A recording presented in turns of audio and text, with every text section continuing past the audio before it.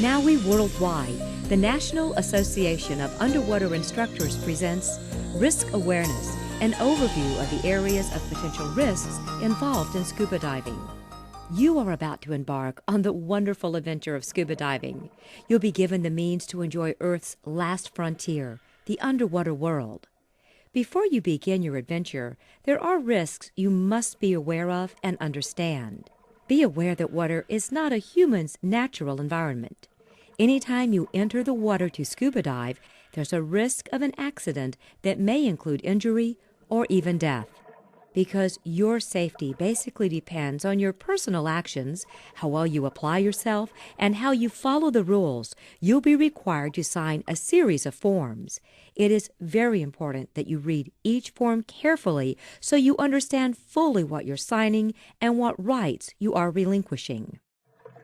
Anyone who's interested in diving and has good physical and mental health and is comfortable in the water can learn to scuba dive. Good physical and mental fitness means good general health. You do not need to be a super athlete, but you do need to be reasonably fit, as scuba diving puts stress on both your body and your mind. There are some pre-existing medical contraindications that might disqualify you from scuba diving. To help you review this aspect of fitness, your instructor will provide you with a medical history form. Please complete it honestly. Areas of particular concern are the circulatory and respiratory systems, air spaces, and any condition that might cause a person to pass out or lose consciousness. If there is any concern about your medical condition, you'll be asked to have a medical exam by a physician before participation in open water scuba activities. Substance abuse of any kind, be it alcohol, drugs, or smoking, has no place in scuba diving. If you have a problem with any of these, it's far better to deal with it before you take scuba lessons. A key element to your success as a scuba diver is motivation. You should not be in scuba class to please someone else if you are unduly afraid of the water or the activity. Closed water training. At first, you'll need to listen to and learn from your instructor, who'll teach you how to be a scuba diver. The very essence of the course is to make you independent, so the responsibility for your well-being depends on you. To be a scuba diver, you need to be comfortable in the water and able to swim, but you don't need to be a great swimmer. You'll be learning a whole new aquatic activity called scuba skills. There will always be some risk to scuba diving, but by being knowledgeable about that risk, you can reduce it. Scuba diving is an equipment-intensive activity. Without special equipment, we could not see, breathe, or move underwater. Proper dive equipment that fits and is adjusted for you is essential for comfortable, efficient scuba diving. Misuse of diving equipment is the main concern, as malfunction rarely causes accidents. Manufacturers supply warning labels about proper use and care of equipment and the importance of proper training to prevent misuse. Breathing and pressure changes are also of particular importance to scuba divers. Because water weighs a lot more than air, pressure increases rapidly as you go down and must be equalized. Your diving equipment and the skills you learn in class will prepare you to handle these pressure changes. Buoyancy control is a primary skill of scuba diving. Proper use of a well-fitting buoyancy compensator, or BC, makes diving safer, easier, more comfortable, and more enjoyable. Much of your training in your scuba course will focus on using buoyancy control to your advantage while underwater. But buoyancy control is also important on the surface. Keeping your BC inflated on the surface allows you to rest easily. Control is a key concept to scuba diving. This means you're in control of your mind, body, and dive equipment so you can effectively deal with the environment, your buddy, and yourself. In diving, we talk about staying in your comfort zone by knowing your limits. This provides a margin of safety in difficult situations and helps you keep faith with the cardinal rule of all adventurous activities. Stay calm. Don't panic. All these things taken together will help you develop a level of awareness so you are ready to participate in scuba diving. You will learn to reduce risk but we cannot eliminate it. Ultimately, you'll be responsible for your own well-being and enjoyment of diving. Open water training. Anytime you enter the water to dive, there's a risk of an accident that may include injury or even death. This risk requires that you're very conscious of your responsibility to follow instruction and remain in close contact with your instructor during supervised activities. However, your safety is ultimately your responsibility, and your goal is to perform without depending on your instructor. Since the nature of some open water skills require the instructor to give attention to one student at a time, there will be moments when you'll be out of the instructor's vision. As always, it's your responsibility to maintain contact at all times. Also, the instructor can only judge you by your performance. It's your responsibility to say how you feel. Let the instructor know if you're cold, sick, overheated, or tired. You should not participate if you do not feel well, and you should never say you're satisfied with your performance if you aren't. You are responsible for your own physical and mental fitness. Your current readiness to dive includes not being sick or in poor health. The use of any substance that may impair your performance as a diver is contrary to safe diving. It is natural to feel somewhat excited or even stressed prior to open water diving.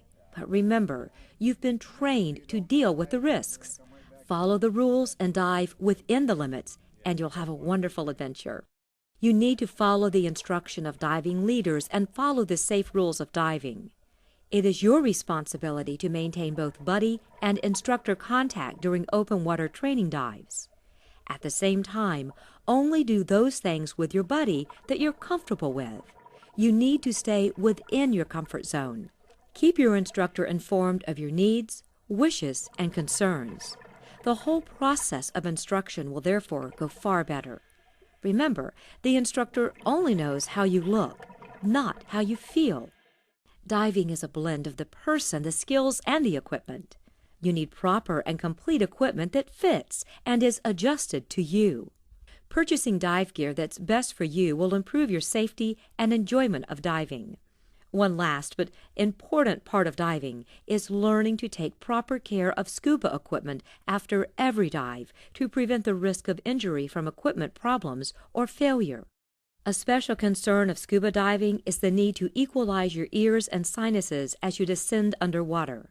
By controlling your buoyancy with your BC, you can provide yourself with time to equalize and not go beyond your planned depth. Because the air you breathe is compressed and the pressure changes quickly, you'll learn to breathe all the time and to equalize pressure in your body's air spaces.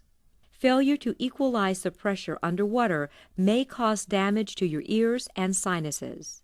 If you were to hold your breath on descent, you could suffer an overexpansion injury. This is a serious injury. Remember, scuba diving does present a risk. However, knowing what to do, you can reduce that risk. Breathing with scuba is best done in a slow, deep, relaxed manner. Breathe continually and do not hold your breath. Swimming in a steady, slow, easy manner with neutral buoyancy will make you a more efficient diver. Obviously, it's very important to have enough air to breathe underwater. Running out of air is usually the result of human error and puts a diver at great risk. You must monitor your air consumption during your dive by frequently checking your submersible pressure gauge. Communicating with and maintaining contact with both your instructor and dive buddy adds to the enjoyment and safety of diving.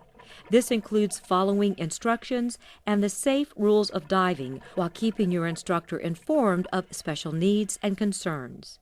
An equally important responsibility as a diver is not to leave your dive buddy during any diving activity. One concern about temperature is that you might overheat on the surface while you are putting on your dive gear. The other concern is that you may become excessively cold while underwater. Water takes away body heat 25 times faster than air. Therefore, divers need to wear the correct protective suit for the water temperature. Decompression sickness is a problem that can occur even if you follow all the rules. This is something you need to know and understand. Time underwater is based on decompression needs, air consumption, and comfort. You need to plan your dive and monitor your air supply to avoid running out of air. An out-of-air situation could lead to panic and drowning. Entanglement is a problem that can be handled as long as you don't panic.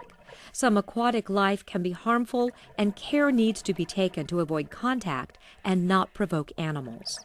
Another major concern of scuba diving is the possibility of having an overexpansion injury while ascending. By relaxing and breathing as you control your buoyancy, you can perform a slow and easy ascent. You need to look up, reach up, and proceed with care as you approach the surface. Otherwise, you might hit something such as a boat on the way up. Your understanding, your equipment, and your skills all help to reduce the risks of diving.